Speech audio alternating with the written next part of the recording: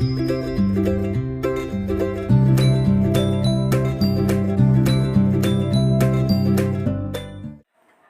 Good morning students.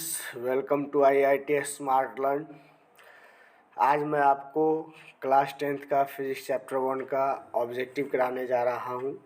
यदि आप चाहते हैं कि 2024 के एग्ज़ाम में आप 10th में 400 प्लस मार्क्स लाए तो हमारे चैनल को आप ज्वाइन कर सकते हैं और चैनल को सब्सक्राइब ज़रूर कर लें ताकि आपको VVI ऑब्जेक्टिव और सब्जेक्टिव का तैयारी कराया जा सके।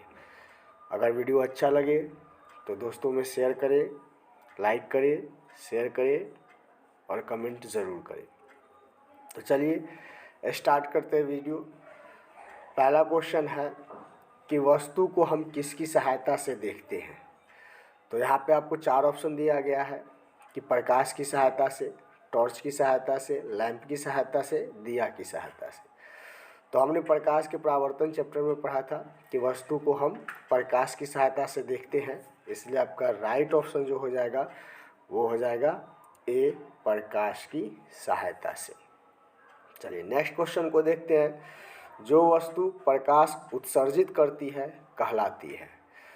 तो यहाँ पे 4 ऑप्शन आपका दिया हुआ है कि अप्रदीप्त वस्तु, प्रदीप्त वस्तु, दोनों, कोई नहीं।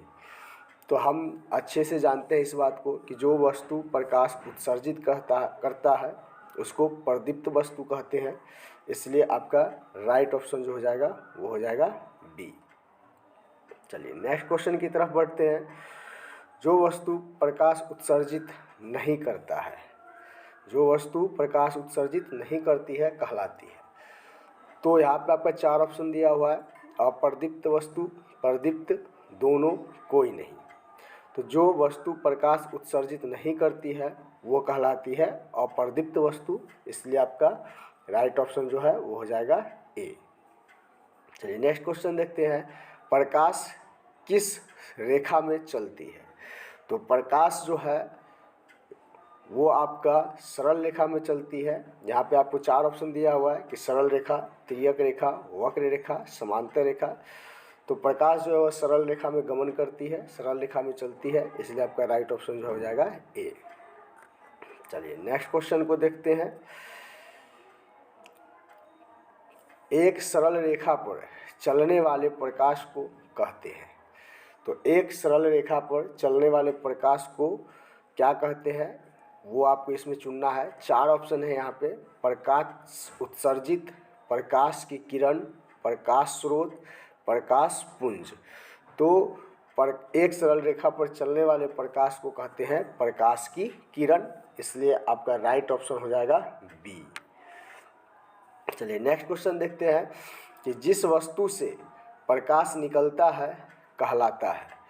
यहाँ पे आपका 4 ऑप्शन दिया गया है। प्रकाश उत्सर्जित, प्रकाश की किरण, प्रकाश स्रोत, प्रकाश पुंज। तो जिस वस्तु से प्रकाश निकलता है उसे प्रकाश स्रोत कहते हैं, इसलिए आपका राइट ऑप्शन जो है वो हो जाएगा सी, प्रकाश स्रोत। चलिए नेक्स्ट क्वेश्चन को देखते हैं। प्रकाश की किरणों के समूह को कहते हैं। तो यहाँ पे भी आपका 4 ऑप्शन दिया हुआ है। ए में दिया हुआ है प्रकाश उत्सर्जित, बी में दिया हुआ है प्रकाश की किरण, सी में दिया हुआ प्रकाश स्रोत, डी में दिया हुआ प्रकाश का किरण पुंज। तो प्रकाश की किरणों को समूह को किरण पुंज कहते हैं, इसलिए आपका राइट ऑप्शन जो है वो हो जाएगा डी, प्रकाश का किरण पुंज। नेक्स्ट क्वेश्चन है। जिस पदार्थ से प्रकाश आसानी से पार कर जाता है कहलाता है। तो यहाँ पे आपका 4 ऑप्शन दिया हुआ है। ए में दिया हुआ है पारदर्शी पदार्थ, बी में अपारदर्शी पदार्थ, सी में पारभासी पदार्थ, यहाँ पे होना चाहिए था टाइप में लेकिन पारभासी टाइप हो गया, कोई दिक्कत नहीं, डी में कोई नहीं। तो यहाँ पे परिभाषा बताती है कि जिस पदार्थ से प्रकाश आसानी से पार कर जाता है वह कहलाता है पारदर्शी पदार्थ, इसलिए आपका राइट ऑप्शन जो है वो हो जाएगा ए, पारदर्शी पदार्थ। चलिए नेक्स्ट क्वेश्चन की तरफ देखते हैं कि जिस पदार्थ से प्रकाश आसानी से पार नहीं होता है कहलाता है। यहाँ पे भी आपका 4 ऑप्शन दिया हुआ है। पारदर्शी पदार्थ, अपारदर्शी पदार्थ, पारभासी पदार्थ और कोई नहीं। तो जिस पदार्थ से प्रकाश आसानी से पार नहीं होता है वह कहलाता है अपारदर्शी पदार्थ। इसलिए आपका राइट ऑप्शन जो है वो हो जाएगा बी, अपारदर्शी पदार्थ। चलिए नेक्स्ट क्वेश्चन की तरफ चलते हैं। जिस पदार्थ से प्रकाश का कुछ ही भाग पार होता है कहलाता है। तो पहला ऑप्शन है पारदर्शी पदार्थ, दूसरा अपारदर्शी पदार्थ, तीसरा होना चाहिए पारभासी पदार्थ। ये पारभासी जो लिखा गया है वो इस तरीके से लिखा था, पारभासी। यहाँ पे मैं लिख के दिखाता हूँ, यहाँ पे पारभासी इस तरीके से लिखा था। तो पारभासी पदार्थ। तो यहाँ पे 4 ऑप्शन दिया हुआ है, इसमें से आपका एक ऑप्शन सही है जिसको आपको चुनना है। तो हमने परिभाषा में पढ़ा है कि जिस पदार्थ से प्रकाश का कुछ ही भाग पार होता है, मतलब कि पूरी तरह से पार नहीं हो पाता है, कुछ भाग पार होता है, कुछ भाग पार नहीं हो पाता है, उसको कहते हैं पारभासी पदार्थ। इसलिए आपका राइट ऑप्शन हो जाएगा सी, पारभासी पदार्थ। चलिए नेक्स्ट क्वेश्चन देखते हैं। प्रकाश के किसी वस्तु से टकराकर लौटने की क्रिया कहलाती है। तो प्रकाश के किसी वस्तु से लौटने की क्रिया क्या कहलाती है? तो आप यहाँ पर 4 ऑप्शन है, चुनना है। पहला है प्रकाश का परावर्तन, दूसरा है प्रकाश का अपवर्तन, तीसरा है गोलीय दर्पण, चौथा है ध्रुव। तो प्रकाश के किसी वस्तु से टकरा के लौटने की क्रिया को कहते हैं प्रकाश का परावर्तन। इसलिए आपका राइट ऑप्शन जो है वो हो जाएगा ए, प्रकाश का परावर्तन। चलिए नेक्स्ट क्वेश्चन की तरफ चलते हैं। क्वेश्चन है कि गोलीय दर्पण के मध्य बिंदु को कहते हैं।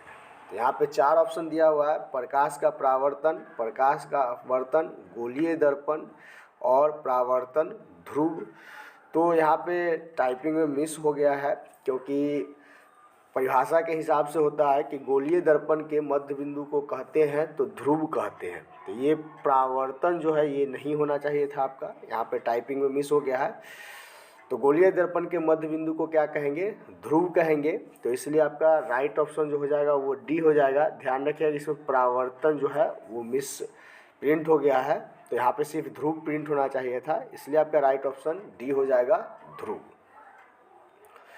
नेक्स्ट क्वेश्चन है कि आभासी प्रतिबिंब वस्तु की अपेक्षा हमेशा कैसा होता है? तो आभासी प्रतिबिंब वस्तु की अपेक्षा कैसा होता है? इसमें 4 ऑप्शन दिया हुआ है। एक में आभासी, बी में उल्टा, सी में सीधा और डी में काल्पनिक। तो आभासी प्रतिबिंब जो होता है वो वस्तु की अपेक्षा सीधा होता है। इसलिए आपका राइट ऑप्शन जो है वो हो जाएगा सी। चलिए नेक्स्ट क्वेश्चन की तरफ बढ़ते हैं। जिसका परावर्तक सतह किसी खोखले गोले का भाग होता है कहलाता है। यहाँ पे भी आपको 4 ऑप्शन दिया गया है। ए में प्रकाश का परावर्तन, बी में प्रकाश का अपवर्तन, सी में गोलीय दर्पण, डी में परावर्तन ध्रुव। तो जिसका परावर्तक सतह किसी खोखले गोले का भाग होता है वो कहलाता है गोलीय दर्पण। इसलिए आपका राइट ऑप्शन जो है वो हो जाएगा सी।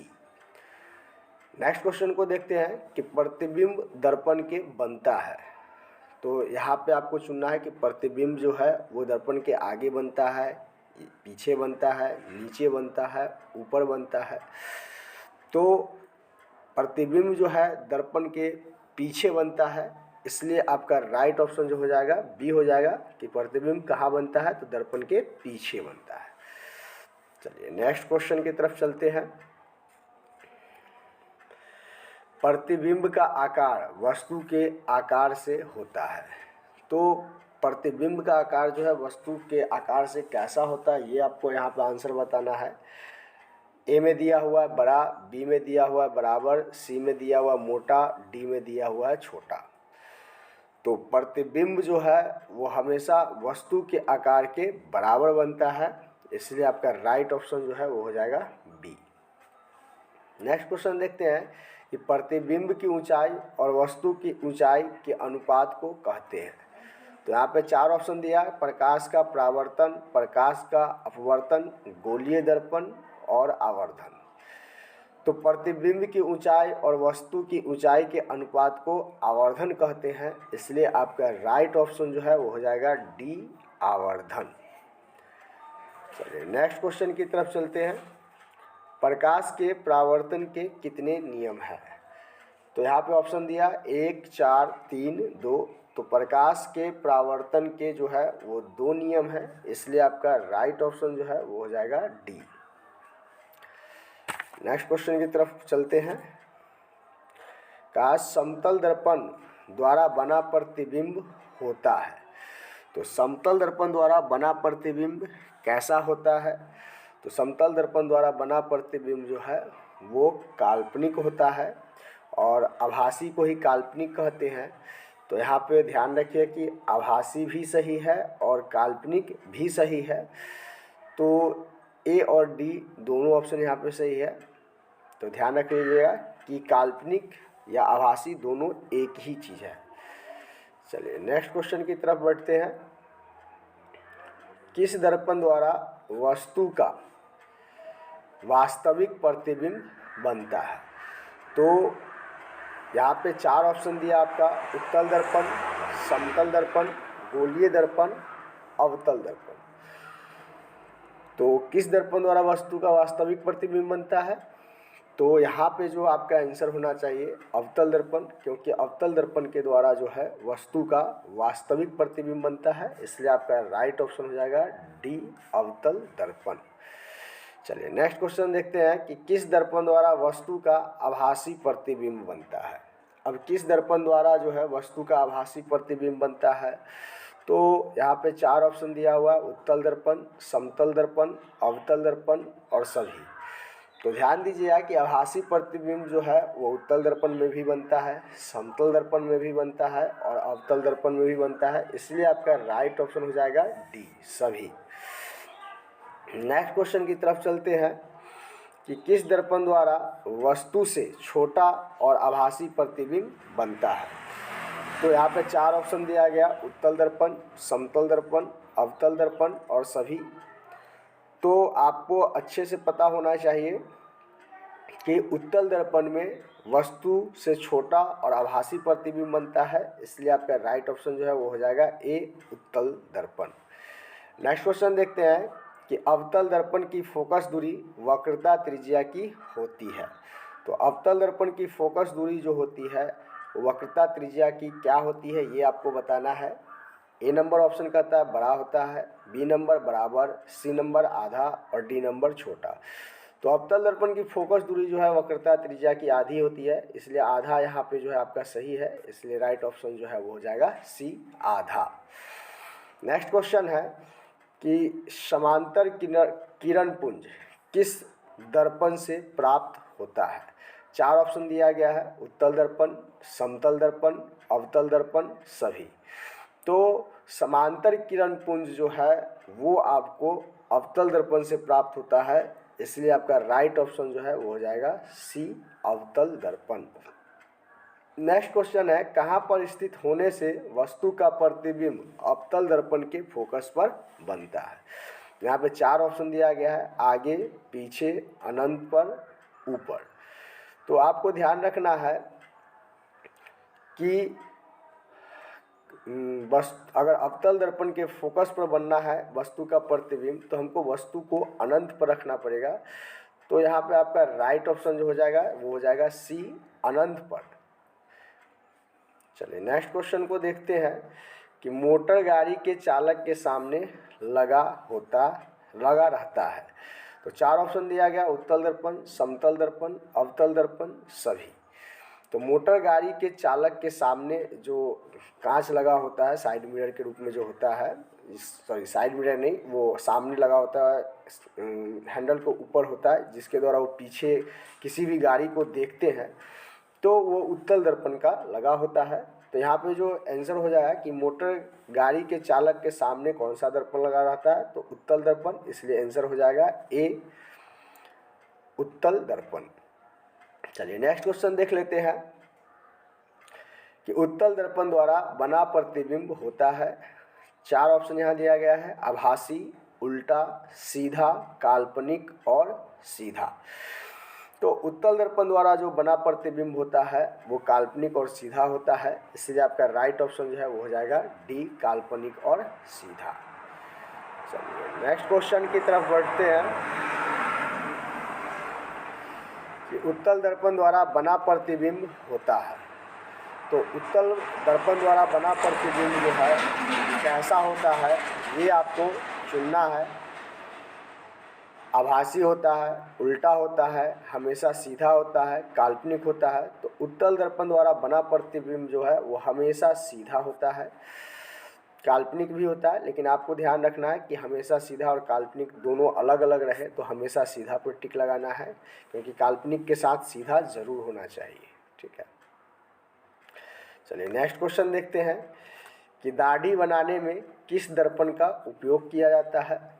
तो दाढ़ी बनाने में जो है वो कौन से दर्पण का उपयोग किया जाता है ये आपको यहाँ पे ऑप्शन चुनना है।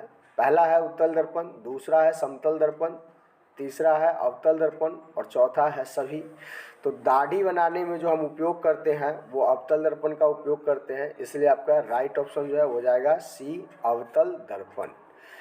चलिए नेक्स्ट क्वेश्चन देखते हैं कि एक दर्पण से किसी दूरी पर स्थित वस्तु का सीधा प्रतिबिंब प्राप्त होता है तो दर्पण होगा।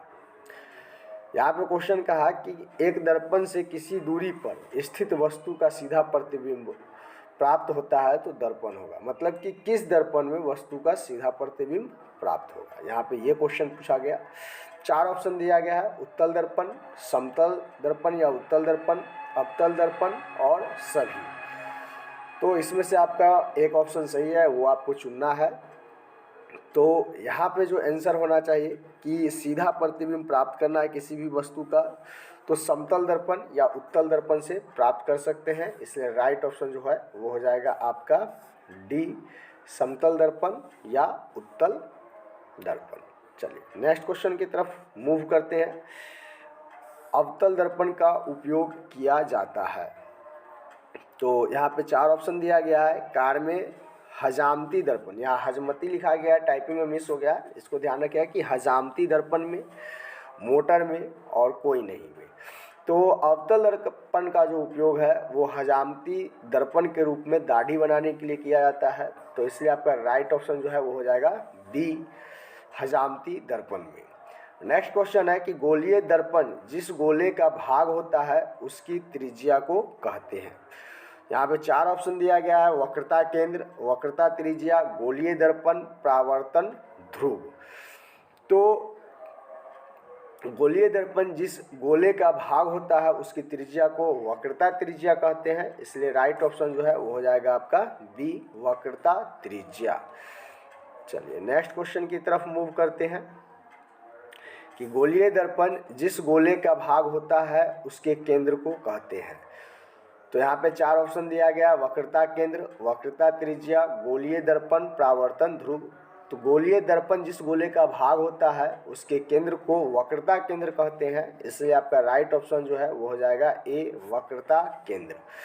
नेक्स्ट क्वेश्चन है, गोलीय दर्पण के ध्रुव से वक्रता केंद्र को मिलाने वाली सरल रेखा को कहते हैं। तो यहाँ पे 4 ऑप्शन दिया गया है, प्रधान अक्ष या मुख्य अक्ष, वक्रता त्रिज्या, गोलीय दर्पण, वक्रता केंद्र। तो गोलीय दर्पण के ध्रुव से वक्रता केंद्र को मिलाने वाली रेखा को जो है वो हम कहते हैं प्रधान अक्ष या मुख्य अक्ष, तो इसलिए आपका राइट ऑप्शन हो जाएगा ए, प्रधान अक्ष या मुख्य अक्ष। अगला क्वेश्चन देखते हैं कि फोकस F से दर्पण के ध्रुव P के दूरी को दर्पण का कहते हैं। तो फोकस F से दर्पण के ध्रुव P के दूरी को क्या कहते हैं, ये आपका आंसर चुनना है इसमें से। वक्रता केंद्र, वक्रता त्रिज्या, फोकस दूरी, परावर्तन ध्रुव।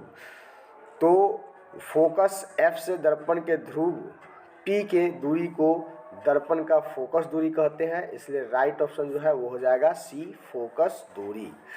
नेक्स्ट क्वेश्चन है, परावर्तित किरण, आपतित किरण और आपतन बिंदु पर डाला गया अभिलंब एक तल में होते हैं उसे कहते हैं। 4 ऑप्शन दिया गया, वक्रता केंद्र, आपतन तल, फोकस दूरी, परावर्तन ध्रुव। तो परावर्तित किरण, आपतित किरण और आपतन बिंदु पर डाला गया अभिलंब एक तल में होता है तो उसे आपतन तल कहते हैं, इसलिए आपका राइट ऑप्शन जो है हो जाएगा बी, आपतन तल। चलिए नेक्स्ट क्वेश्चन देखते हैं कि रोगियों के नाक, कान, गले, दांत आदि की जांच में डॉक्टर किस दर्पण का उपयोग करते हैं। यहाँ पे 4 ऑप्शन दिया गया है, उत्तल दर्पण, समतल दर्पण या उत्तल अवतल दर्पण, सभी। तो रोगियों के नाक, कान, गले, दांत आदि की जांच में डॉक्टर जो है वो अवतल दर्पण का उपयोग करते हैं, इसलिए आपका राइट ऑप्शन जो है वो हो जाएगा सी, अवतल दर्पण। नेक्स्ट क्वेश्चन है, गोलीय दर्पण की फोकस दूरी वक्रता त्रिज्या की होती है। तो यहाँ पे 4 ऑप्शन दिया गया है, बड़ा, बराबर, आधा, छोटा। तो गोलीय दर्पण की फोकस दूरी जो है वक्रता त्रिज्या की आधी होती है, इसलिए आपका राइट ऑप्शन जो हो जाएगा सी, आधा। चलिए नेक्स्ट क्वेश्चन को देखते हैं कि टॉर्च वाहनों के हेडलाइटों और सर्च लाइटों में किस दर्पण का उपयोग किया जाता है। यहाँ पे 4 ऑप्शन दिया गया, उत्तल दर्पण, समतल या उत्तल अवतल दर्पण, सभी। तो टॉर्च वाहनों के हेडलाइटों और सर्च लाइट में जो है अवतल दर्पण का उपयोग किया जाता है, इसलिए आपका राइट ऑप्शन जो है हो जाएगा सी, अवतल दर्पण। चलिए नेक्स्ट क्वेश्चन देखते हैं, स्कूटर, मोटर कार और बस में किस दर्पण का उपयोग किया जाता है। तो स्कूटर, मोटर कार और बस में जो है यहाँ पे 4 ऑप्शन दिया गया, इसमें से एक ऑप्शन सही है, इसको आपको चुनना है कि कौन सा दर्पण का उपयोग किया जाता है। तो उत्तल दर्पण, समतल दर्पण या उत्तल अवतल दर्पण या सभी। तो बस, स्कूटर, मोटर कार आदि में जो उपयोग किया जाता है वो उत्तल दर्पण होता है, इसलिए आपका राइट ऑप्शन जो है वो हो जाएगा ए, उत्तल दर्पण। कहा उत्तल दर्पण का उपयोग किया जाता है, 4 ऑप्शन दिया गया है, साइड मिरर के रूप में, हजामती दर्पण के रूप में, मोटर में कोई नहीं। तो उत्तल दर्पण का उपयोग जो है साइड मिरर के रूप में होता है, किसी भी गाड़ी में जो लुकिंग ग्लास होता है उसी को हम साइड मिरर बोलते हैं, तो साइड मिरर के रूप में होता है, इसलिए आपका राइट ऑप्शन जो है वो हो जाएगा ए। नेक्स्ट क्वेश्चन कहता है कि दर्पण का सूत्र होता है, 4 ऑप्शन दिया गया, 1/v प्लस 1/u बराबर 1/f, 1/v प्लस 1/u बराबर 1, 1/v माइनस 1/u बराबर 1/f या सभी। तो दर्पण का सूत्र का जो फॉर्मूला होता है वो होता है 1/v प्लस 1/u बराबर 1/f, इसलिए आपका राइट ऑप्शन जो है वो ए है, 1/v प्लस 1/u बराबर 1/f। चलिए नेक्स्ट क्वेश्चन देखते हैं कि अवतल दर्पण की फोकस दूरी और वक्रता त्रिज्या होती है। तो अवतल दर्पण की फोकस दूरी और वक्रता त्रिज्या क्या होती है, धनात्मक होती है, ऋणात्मक होती है, दोनों होती है या सभी होती है। तो यहाँ पे आपको ध्यान देना है कि अवतल दर्पण की फोकस दूरी और वक्रता त्रिज्या जो होती है वो ऋणात्मक होती है, इसलिए आपका राइट ऑप्शन जो है वो बी होगा।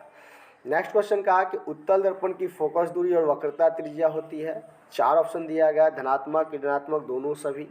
तो उत्तल दर्पण की फोकस दूरी और वक्रता त्रिज्या जो होती है वो धनात्मक होती है, इसलिए आपका राइट ऑप्शन जो है वो हो जाएगा ए, धनात्मक। चलिए नेक्स्ट क्वेश्चन देखते हैं, एक उत्तल दर्पण की फोकस दूरी निकालें जिसकी वक्रता त्रिज्या 36 सेमी है। तो यहाँ पे 4 ऑप्शन दिया है, 10 सेमी, 40 सेमी, 18 सेमी, 20 सेमी। तो आप अच्छे से जानते हैं कि उत्तल दर्पण की फोकस दूरी की वक्रता त्रिज्या क्या होती है, तो आधी होती है। तो यहाँ 36 का आधा करिएगा तो कितना हो जाएगा, 18 सेमी, इसलिए आपका राइट ऑप्शन जो है वो हो जाएगा 18 सेमी। नेक्स्ट क्वेश्चन दिया गया है, सौर ऊर्जा को संचित करने के लिए किस दर्पण का उपयोग किया जाता है। 4 ऑप्शन दिया गया है, उत्तल दर्पण, समतल दर्पण या उत्तल अवतल दर्पण या सभी। तो सौर ऊर्जा को संचित करने के लिए हम अवतल दर्पण का उपयोग करते हैं, इसलिए राइट ऑप्शन जो है वो हो जाएगा सी, अवतल दर्पण। चलिए नेक्स्ट क्वेश्चन देखते हैं कि 32 सेमी वक्रता त्रिज्या वाले उत्तल दर्पण की फोकस दूरी निकालें। यहाँ पे 32 सेमी वाले वक्रता त्रिज्या का फोकस दूरी निकालना है। तो 4 ऑप्शन दिया गया है, 16 सेमी, 40 सेमी, 18 सेमी और 20 सेमी। तो आपको अच्छे से पता है कि उत्तल दर्पण की फोकस दूरी वक्रता त्रिज्या की आधी होती है, इसलिए 32 सेमी का आधा जो है वो कितना हो जाएगा, 16 सेमी। इसलिए राइट ऑप्शन जो है वो आपका हो जाएगा ए, 16 सेमी। चलिए नेक्स्ट क्वेश्चन देखते हैं। यदि किसी दर्पण से बने प्रतिबिंब का आकार हमेशा वस्तु के आकार के बराबर हो तो दर्पण होगा। तो उत्तल दर्पण, समतल दर्पण, अवतल दर्पण या सभी होगा, ये आपको चुनना है। तो यहाँ पे क्वेश्चन जो कर रहा है उसको आप ध्यान से समझिए कि दर्पण से बने प्रतिबिंब का आकार वस्तु के आकार के बराबर होगा। मतलब जो भी प्रतिबिंब बनेगा वस्तु का वो वस्तु के आकार के बराबर होगा। तो दर्पण कौन सा होगा ये आपको चुनना है। तो यहाँ जो दर्पण होगा वो समतल दर्पण हो जाएगा, इसलिए आपका राइट ऑप्शन जो हो जाएगा बी, समतल दर्पण। चलिए नेक्स्ट क्वेश्चन देखते हैं। वास्तविक प्रतिबिंब को किस पर प्राप्त किया जाता है? तो वास्तविक प्रतिबिंब को किस पर प्राप्त किया जाता है ये आपको आंसर चुनना है। पहला है पर्दे पर, दूसरा दीवार पर, तीसरा घर पर और चौथा सभी। तो पर्दे पर वास्तविक प्रतिबिंब को प्राप्त किया जाता है, इसलिए आपका राइट ऑप्शन जो है वो हो जाएगा ए, पर्दे पर। नेक्स्ट क्वेश्चन है। गोलीय दर्पण की वक्रता त्रिज्या उसकी फोकस दूरी की कितनी होती है? तो ध्यान रखना है कि वक्रता त्रिज्या फोकस दूरी की दुगुनी होती है, ये ध्यान रखना है आपको। तो यहाँ पे 4 ऑप्शन दिया गया है कि बराबर, आधा, दोगुनी। तो गोलीय दर्पण की वक्रता त्रिज्या जो है उसकी फोकस दूरी की कितनी होती है? तो 2 गुनी होती है, इसलिए आपका राइट ऑप्शन जो है वो हो जाएगा डी, 2 गुनी। नेक्स्ट क्वेश्चन कहा कि एक गोलीय दर्पण द्वारा बने प्रतिबिंब का आवर्धन m ऋणात्मक है तो प्रतिबिंब होगा। मतलब गोलीय दर्पण में जो प्रतिबिंब का आवर्धन बना है वो ऋणात्मक है। ऋणात्मक का मतलब क्या हुआ कि माइनस में है। तो प्रतिबिंब कौन सा होगा ये चुनना है कि आभासी होगा, उल्टा होगा, हमेशा सीधा होगा, काल्पनिक होगा। तो माइनस है मतलब कि ये जो प्रतिबिंब है वो आपका उल्टा होगा, इसलिए आपका राइट ऑप्शन हो जाएगा बी। नेक्स्ट क्वेश्चन कहा कि निर्देशांक चिन्ह परिपाटी के अनुसार अवतल दर्पण की फोकस दूरी होती है। 4 ऑप्शन दिया गया है, धनात्मक, ऋणात्मक, दोनों, सभी। तो निर्देशांक चिन्ह परिपाटी के अनुसार अवतल दर्पण की फोकस दूरी जो है वो आपकी होती है ऋणात्मक, इसलिए आपका राइट ऑप्शन जो है वो हो जाएगा बी। चलिए नेक्स्ट क्वेश्चन की तरफ मूव करते हैं। आवर्धन का धनात्मक प्रतिबिंब होता है। तो 4 ऑप्शन दिया गया है, आभासी, उल्टा, हमेशा सीधा, काल्पनिक। तो आवर्धन का धनात्मक प्रतिबिंब जो है वो कैसा होता है? तो वो होता है आपका आभासी। तो इसलिए आपका राइट ऑप्शन जो है वो हो जाएगा ए, आभासी। नेक्स्ट क्वेश्चन कहा किस दर्पण में वास्तविक और आभासी को ही काल्पनिक कहते हैं, ध्यान रखिएगा, दोनों प्रकार का प्रतिबिंब प्राप्त होता है। तो वास्तविक और आभासी प्रतिबिंब किस दर्पण में प्राप्त होता है ये आपको बताना है। तो उत्तल दर्पण, समतल दर्पण, अवतल दर्पण और सभी। तो वास्तविक और आभासी प्रतिबिंब जो है वो आपको अवतल दर्पण से प्राप्त होता है, इसलिए आपका राइट ऑप्शन जो है वो हो जाएगा सी। क्या जब कोई किरण दर्पण के फोकस दूरी की दिशा में आपतित होती है तो वह परावर्तन के बाद दर्पण के मुख्य अक्ष से कैसे निकलती है? यहाँ पे 4 ऑप्शन दिया है, सरल, तिर्यक, वक्र, समांतर। तो जब कोई किरण दर्पण के फोकस दूरी की दिशा में आपतित होती है, मतलब कि फोकस दूरी की दिशा में आती है, तो परावर्तन के बाद वह कैसे निकलती है ये पूछा जा रहा है। तो परावर्तन के बाद जो है वो समांतर निकलती है, इसलिए आपका राइट ऑप्शन जो है वो हो जाएगा डी, समांतर। चलिए नेक्स्ट क्वेश्चन देखते हैं कि निर्देशांक चिन्ह परिपाटी के अनुसार आपतित प्रकाश की दिशा में मापी गई दूरियां होती है। तो निर्देशांक चिन्ह परिपाटी के अनुसार आपतित प्रकाश की दिशा में मापी गई दूरियां कैसी होती है ये पता करना है। तो धनात्मक होती है, ऋणात्मक होती है, दोनों या सभी। तो ध्यान रखिएगा कि आपतित प्रकाश की दिशा में जो आपतित प्रकाश की दिशा में जो मापी गई दूरी होगी वो धनात्मक होगी, इसलिए आपका राइट ऑप्शन जो है वो हो जाएगा ए। किसी दर्पण में आपतन कोण बराबर होता है। तो यहाँ पे आपतन कोण किसके बराबर होता है ये पूछा जा रहा है। तो ऑप्शन दिया गया है कि परावर्तन कोण के, अपवर्तन कोण के, गोलीय दर्पण के, ध्रुवीय कोण के। तो आपने प्रकाश के परावर्तन के नियम में पढ़ा होगा कि आपतन कोण जो है वो परावर्तन कोण के बराबर होता है, इसलिए आपका राइट ऑप्शन जो हो जाएगा ए, परावर्तन कोण के। चलिए नेक्स्ट क्वेश्चन देखते हैं, किस दर्पण द्वारा वास्तविक वस्तु का केवल आभासी प्रतिबिंब बनता है। 4 ऑप्शन दिया गया, उत्तल दर्पण, समतल दर्पण, अवतल दर्पण, सभी। तो यहाँ पे आपका दर्पण द्वारा वास्तविक वस्तु का केवल आभासी प्रतिबिंब जो बनता है वो उत्तल दर्पण के द्वारा बनता है, इसलिए आपका राइट ऑप्शन जो है वो हो जाएगा ए, उत्तल दर्पण। चलिए नेक्स्ट क्वेश्चन की तरफ बढ़ते हैं, किसी अवतल दर्पण द्वारा आभासी, सीधा और आवर्धित प्रतिबिंब तब बनता है जब वस्तु की स्थिति होती है वक्रता केंद्र पर, आपतन पर, दर्पण के ध्रुव और फोकस के बीच, परावर्तन पर। तो यहाँ पे क्वेश्चन को आपको समझना है कि किसी दर्पण द्वारा आभासी, सीधा और आवर्धित प्रतिबिंब कब बनता है, ये आपको आंसर देना है। तो किसी अवतल दर्पण द्वारा आभासी और सीधा आवर्धित प्रतिबिंब तब बनेगा जब वस्तु जो है दर्पण के ध्रुव और फोकस दूरी के बीच होगा, इसलिए आपका राइट ऑप्शन जो हो जाएगा सी, दर्पण के ध्रुव और फोकस के बीच। नेक्स्ट क्वेश्चन है, संबंध F बराबर R/2 सत्य है। मतलब जो F फार्मूला है, F बराबर R/2, ये कब सत्य होगा। तो ये उत्तल दर्पण के लिए होगा, समतल दर्पण के लिए होगा, अवतल दर्पण के लिए होगा, और डी में ऑप्शन दिया ए और सी, मतलब उत्तल दर्पण और अवतल दर्पण दोनों के लिए होगा। तो F बराबर R/2 जो फार्मूला है वो दोनों में लगता है, उत्तल दर्पण और अवतल दर्पण दोनों में लगता है, इसलिए आपका राइट ऑप्शन जो है वो हो जाएगा डी, ए और सी दोनों ऑप्शन सही है। चलिए नेक्स्ट क्वेश्चन की तरफ बढ़ते हैं कि परावर्तित किरण और दर्पण की सतह पर खींचे गए अभिलंब के बीच के कोण को कहते हैं।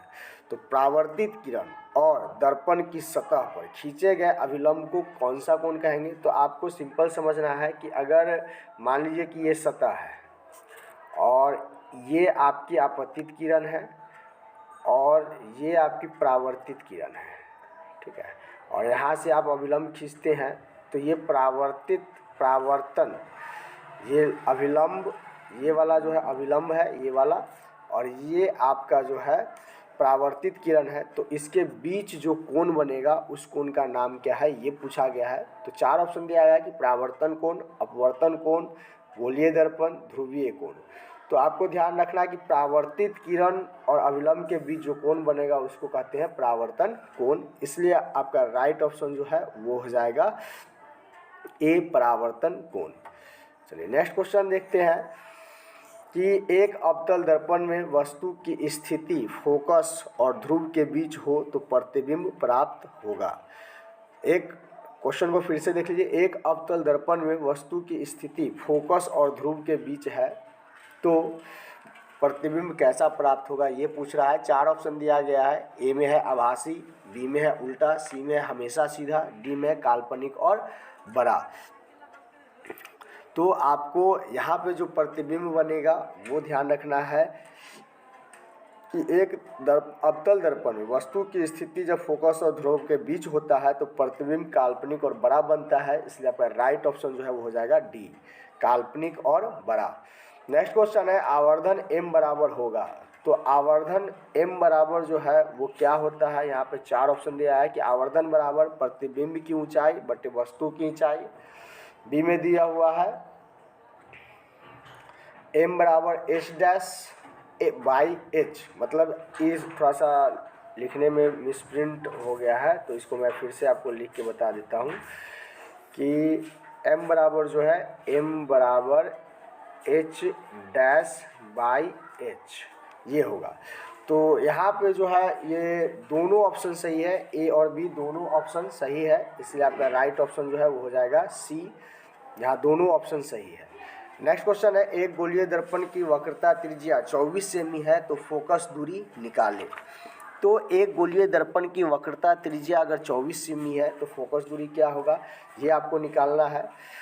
तो ए में ऑप्शन दिया है 12 सेमी, बी में 40 सेमी, सी में 18 सेमी, डी में 20 सेमी। तो आपको ध्यान रखना है कि गोलीय दर्पण की वक्रता त्रिज्या जो है वो आधी होती है, तो 24 सेमी का आधा क्या हो जाएगा 12 सेमी, इसलिए आपका राइट ऑप्शन जो है वो हो जाएगा ए 12 सेमी। चलिए नेक्स्ट क्वेश्चन को देखते हैं कि किस दर्पण पर लंबवत पड़ने वाली प्रकाश की किरण परावर्तन के बाद उसी पथ पर वापस लौट जाती है। यहाँ पे 4 ऑप्शन दिया है, उत्तल दर्पण, समतल दर्पण, अवतल दर्पण और ए और सी दोनों ऑप्शन दिया गया है। तो किस दर्पण पर जो है लंबवत पड़ने वाली प्रकाश की किरण, मतलब ऐसा दर्पण जिसमें लंबवत पड़ने वाली प्रकाश की किरण परावर्तन के बाद उसी पथ पर लौट जाती है, तो वो दर्पण कौन सा होता है? तो वो दर्पण जो होता है वो समतल दर्पण होता है, इसलिए आपका राइट ऑप्शन जो है हो जाएगा बी समतल दर्पण। नेक्स्ट क्वेश्चन कहा कि प्रतिबिंब कितने प्रकार के होते हैं? तो प्रतिबिंब जो है वो 2 प्रकार के होते हैं, तो यहाँ पे आपका ऑप्शन हो जाएगा डी 2 प्रकार, और उसका नाम है आभासी प्रतिबिंब और वास्तविक प्रतिबिंब। इसीलिए प्रतिबिंब कितने प्रकार के होते हैं तो आपको ध्यान रखना है कि प्रतिबिंब जो है वो 2 प्रकार के होते हैं। नेक्स्ट क्वेश्चन का किसी बिंदु स्रोत से आती प्रकाश की किरणें परावर्तन के बाद जिस बिंदु पर वास्तव में मिलती है उसे कहते हैं। 4 ऑप्शन दिया गया है, काल्पनिक प्रतिबिंब, वास्तविक प्रतिबिंब, दोनों, कोई नहीं। तो ध्यान रखना है कि किसी बिंदु स्रोत से आती प्रकाश की किरणें परावर्तन के बाद जिस बिंदु पर वास्तव में मिलती है उसको कहते हैं वास्तविक प्रतिबिंब, इसलिए राइट ऑप्शन जो है हो जाएगा बी वास्तविक प्रतिबिंब। नेक्स्ट क्वेश्चन है कि किसी बिंदु स्रोत से आती किरणें परावर्तन के बाद जिस बिंदु पर मिलती हुई प्रतीत होती है तो उसे कहते हैं। 4 ऑप्शन दिया गया है, काल्पनिक प्रतिबिंब, वास्तविक प्रतिबिंब, दोनों, कोई नहीं। तो ध्यान रखना है कि जब मिलती हुई प्रतीत होगी मतलब कि आभास हो रहा है तो वो आभासी प्रतिबिंब या काल्पनिक प्रतिबिंब होगा, इसलिए आपका राइट ऑप्शन जो है वो हो जाएगा ए काल्पनिक प्रतिबिंब। नेक्स्ट क्वेश्चन कह रहा है कि यदि वस्तु की ऊंचाई h और प्रतिबिंब की ऊंचाई h' है हो तो गोलीय दर्पण का आवर्धन होगा। तो गोलीय दर्पण का आवर्धन का सूत्र जो होता है मैंने अभी जस्ट बताया कि m बराबर h'/h, ये आपका सूत्र होता है। तो बी नंबर आंसर सही है, लेकिन ए नंबर भी आंसर सही है क्योंकि उसमें हिंदी में दे रखा है कि आवर्धन बराबर प्रतिबिंब की ऊंचाई बटे वस्तु की ऊंचाई। तो ये ए और बी दोनों ऑप्शन सही है, इसलिए सी नंबर ऑप्शन आपका सही है दोनों। नेक्स्ट क्वेश्चन देखिए, कह रहा है कि किरण पुंज कितने प्रकार के होते हैं। तो किरण पुंज कितने प्रकार के होते हैं ये आपको बताना है। तो 1 है, 4 है, 3 है, 2 है। किरण पुंज जो है आपका वो 3 प्रकार का होता है, इसलिए आपका राइट ऑप्शन जो है वो हो जाएगा सी 3 प्रकार का। चलिए नेक्स्ट क्वेश्चन है कि जिस वस्तु से प्रकाश निकलता है उसे कहते हैं। तो जिस वस्तु से प्रकाश निकलता है उसे क्या कहते हैं ये आपको आंसर देना है। पहला है उत्तल दर्पण, दूसरा समतल दर्पण, तीसरा गोलीय दर्पण, चौथा प्रकाश स्रोत। तो हमने परिभाषा में पढ़ा था कि जिस वस्तु से प्रकाश निकलता है उसको क्या कहते हैं प्रकाश स्रोत, इसलिए राइट ऑप्शन जो है वो हो जाएगा आपका डी। नेक्स्ट क्वेश्चन कहा कि सूर्य, तारे आदि प्रकाश के क्या है। तो सूर्य, तारे आदि जो है प्रकाश के क्या है ये आपको बताना है। ऑप्शन दिया उत्तल दर्पण, प्रकाश के प्राकृतिक स्रोत, गोलीय दर्पण, प्रकाश स्रोत। तो सूर्य, तारे आदि जो है प्रकाश के प्राकृतिक स्रोत है क्योंकि इसमें अपना प्रकाश होता है। तो ऐसा कोई भी पदार्थ जिसमें अपना प्रकाश होता है वो प्राकृतिक स्रोत कहलाते हैं। तो यहाँ पे राइट ऑप्शन जो है वो हो जाएगा बी कि सूर्य, तारे आदि प्रकाश के क्या है तो प्रकाश के प्राकृतिक स्रोत है। चलिए नेक्स्ट क्वेश्चन देखते हैं, कांच, पानी, हवा आदि कौन सा पदार्थ है। तो कांच, पानी, हवा आदि कौन सा पदार्थ है। पहला ऑप्शन दिया पारदर्शी पदार्थ, दूसरा अपारदर्शी पदार्थ, तीसरा पारभासी पदार्थ, चौथा कोई नहीं।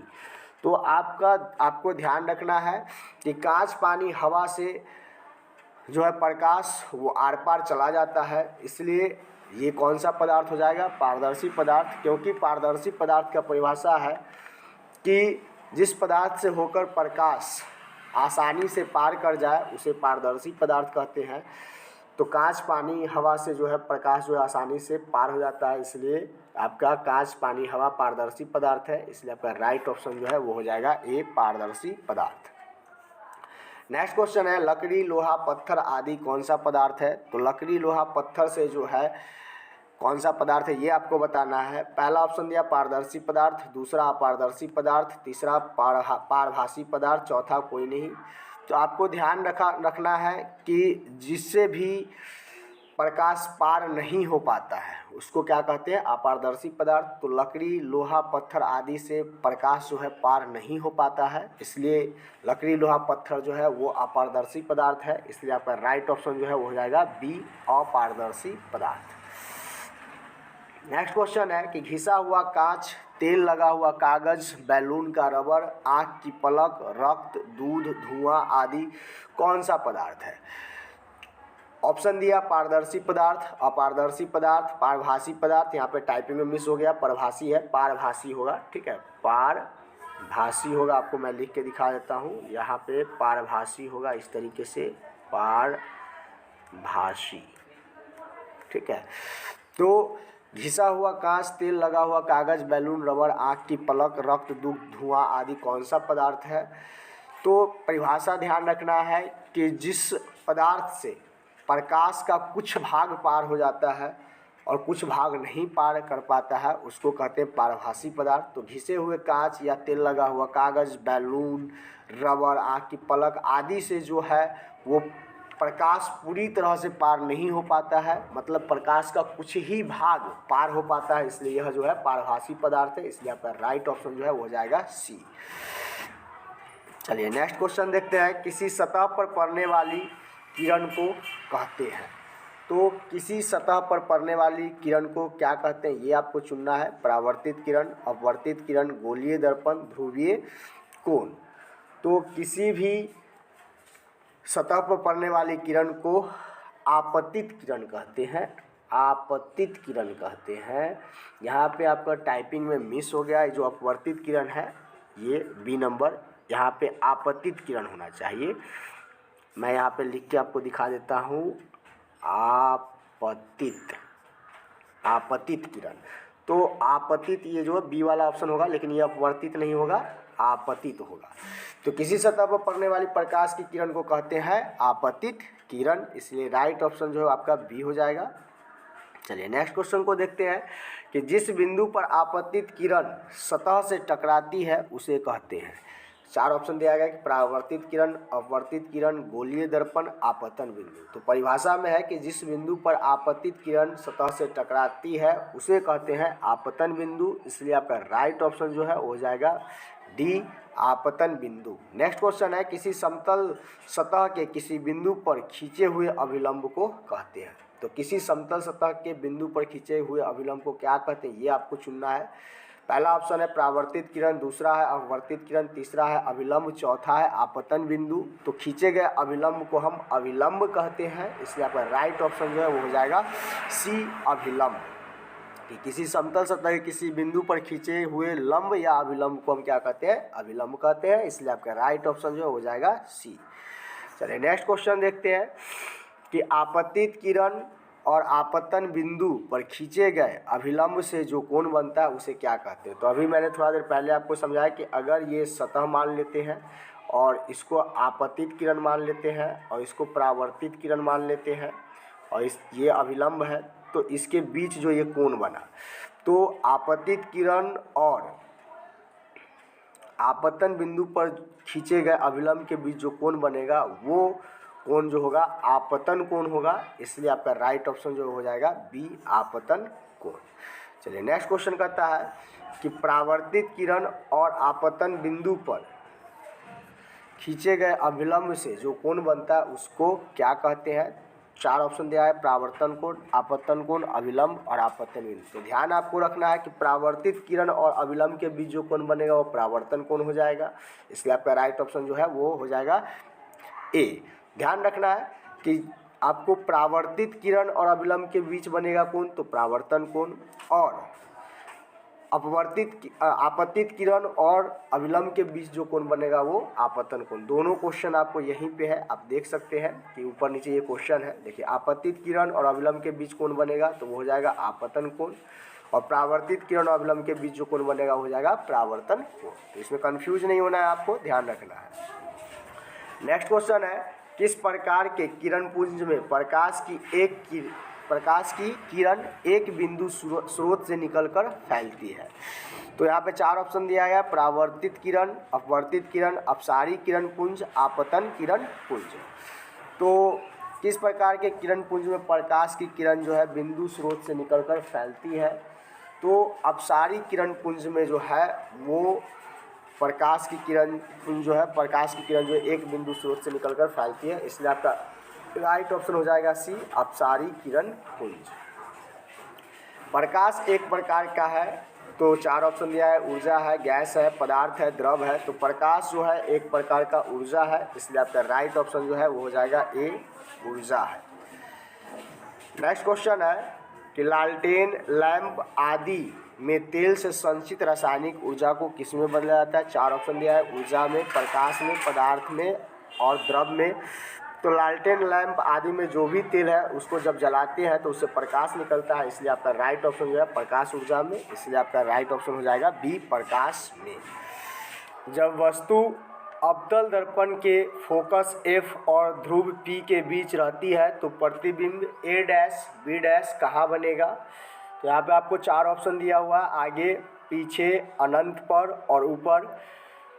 तो जब वस्तु अवतल दर्पण के फोकस F और ध्रुव P के बीच रहती है तो प्रतिबिंब जो है वो पीछे बनेगा, इसलिए आपका राइट ऑप्शन जो है वो हो जाएगा बी, पीछे।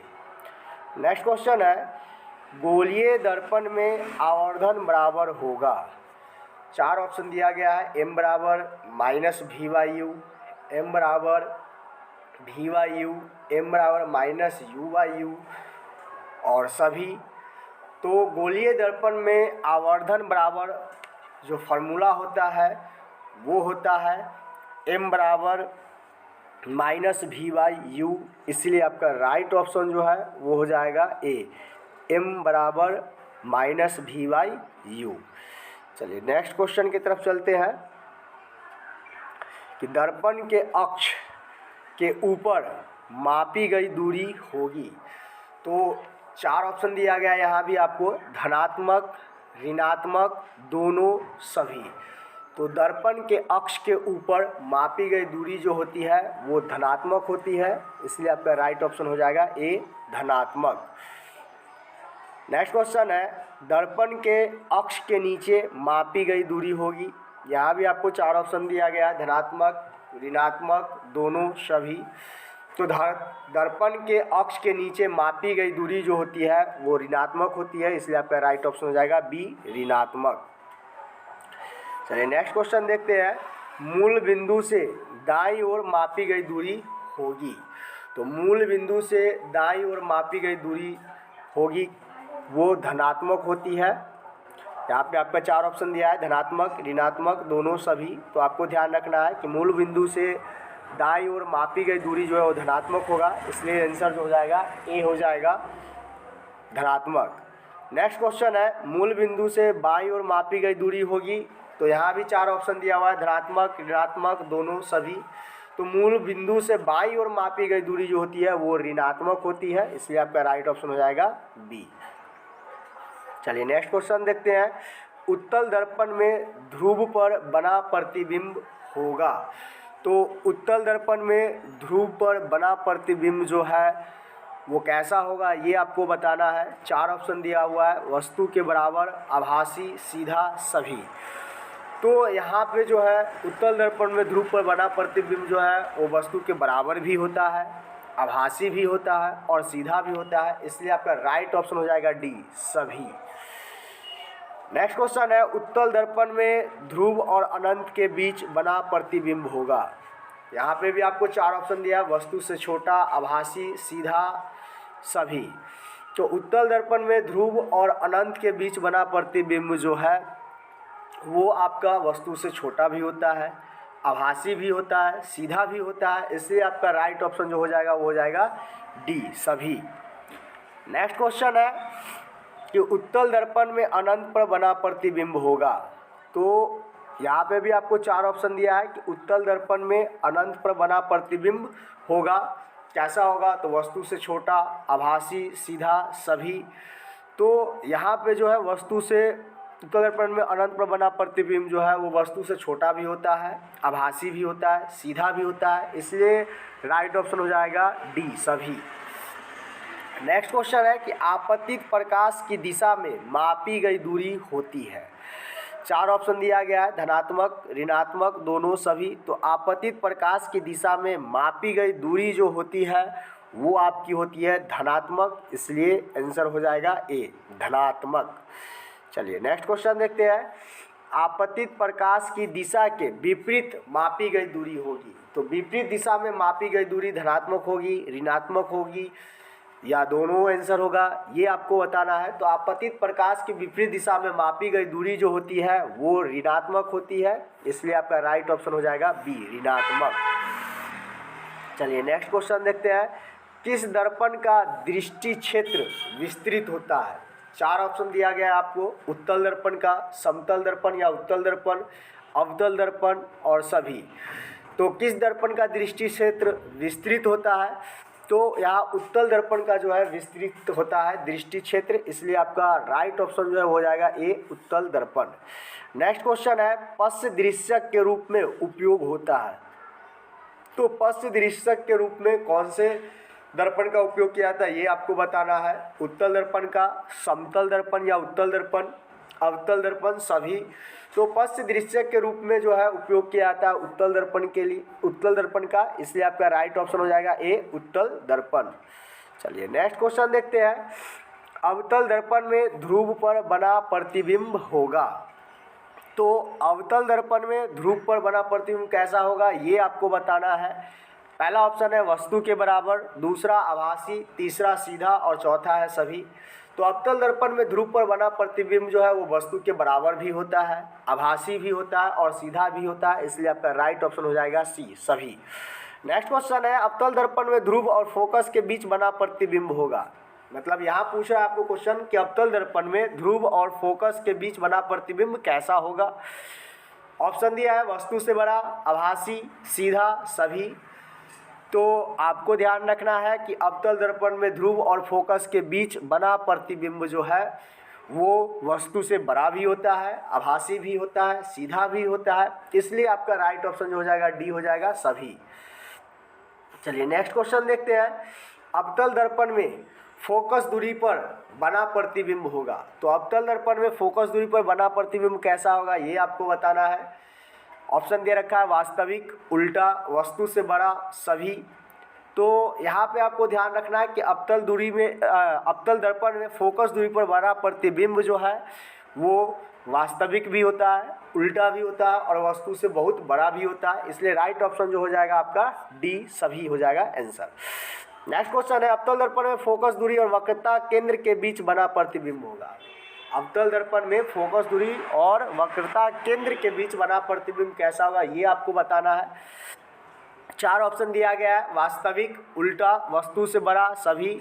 तो आपको ध्यान देना है कि अवतल दर्पण में फोकस दूरी और वक्रता केंद्र के बीच बना प्रतिबिंब जो होता है वो आपका वास्तविक भी होता है, उल्टा भी होता है और वस्तु से बड़ा भी होता है, इसलिए राइट ऑप्शन हो जाएगा डी, सभी।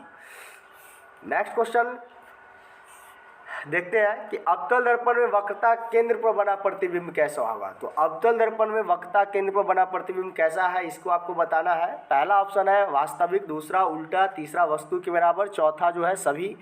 तो अवतल दर्पण में वक्रता केंद्र पर बना प्रतिबिंब जो है वो वास्तविक भी होता है, उल्टा भी होता है, वस्तु के बराबर भी होता है, इसलिए राइट ऑप्शन हो जाएगा डी, सभी। नेक्स्ट क्वेश्चन है, अवतल दर्पण में वक्रता केंद्र और अनंत के बीच बना प्रतिबिंब होगा। तो अवतल दर्पण में वक्रता केंद्र और अनंत के बीच बना प्रतिबिंब कैसा होता है ये आपको बताना है। वास्तविक, उल्टा, छोटा और चौथा ऑप्शन है सभी। तो आपको ध्यान देना है कि अवतल दर्पण में वक्रता केंद्र और अनंत के बीच बना प्रतिबिंब जो है वास्तविक भी होता है, उल्टा भी होता है, छोटा भी होता है, इसलिए आपका राइट ऑप्शन हो जाएगा डी सभी। चलिए नेक्स्ट क्वेश्चन देखते हैं। अवतल दर्पण में अनंत पर बना प्रतिबिंब होगा, तो अवतल दर्पण में अनंत पर बना प्रतिबिंब कैसा होगा ये आपको बताना है। वास्तविक होगा, उल्टा होगा, वस्तु से बहुत छोटा होगा, और चौथा ऑप्शन है सभी। तो अवतल दर्पण में अनंत पर बना प्रतिबिंब जो है वो वास्तविक भी होता है, उल्टा भी होता है, और वस्तु से छोटा भी होता है, इसलिए आपका आंसर हो जाएगा डी नंबर सभी। नेक्स्ट क्वेश्चन है, उत्तल दर्पण में प्रकाश का परावर्तन होता है, तो उत्तल दर्पण में प्रकाश का परावर्तन कहाँ होता है ये आपको बताना है। दर्पण के बाहरी सतह से, दर्पण के भीतरी सतह से, या सभी जगहों से। तो उत्तल दर्पण में प्रकाश का परावर्तन जो होता है वो आपका होता है दर्पण के बाहरी सतह से, इसलिए आपका राइट ऑप्शन जो है वो हो जाएगा ए, दर्पण के बाहरी सतह से। चलिए नेक्स्ट क्वेश्चन देख लेते हैं। दर्पण मुख्यतः कितने प्रकार के होते हैं, यहाँ पे आपको ऑप्शन दिया गया 1, 4, 3, 2। तो दर्पण मुख्यतः जो है वो 2 प्रकार के होते हैं, नाम है अवतल दर्पण, उत्तल दर्पण, इसलिए आपका राइट ऑप्शन जो है वो हो जाएगा डी। नेक्स्ट क्वेश्चन है, समतल दर्पण में प्रतिबिंब बनता है, कहाँ बनता है ये आपको बताना है। आगे बनता है, पीछे बनता है, अनंत पर बनता है, ऊपर बनता है। तो समतल दर्पण में जो प्रतिबिंब है वो पीछे बनता है, इसलिए आपका राइट ऑप्शन हो जाएगा बी, पीछे। नेक्स्ट क्वेश्चन है,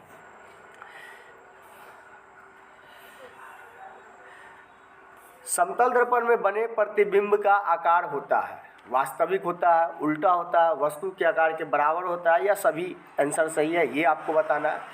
तो समतल दर्पण में बना प्रतिबिंब का आकार जो है वो वस्तु के आकार के बराबर होता है, इसलिए आपका राइट ऑप्शन हो जाएगा सी।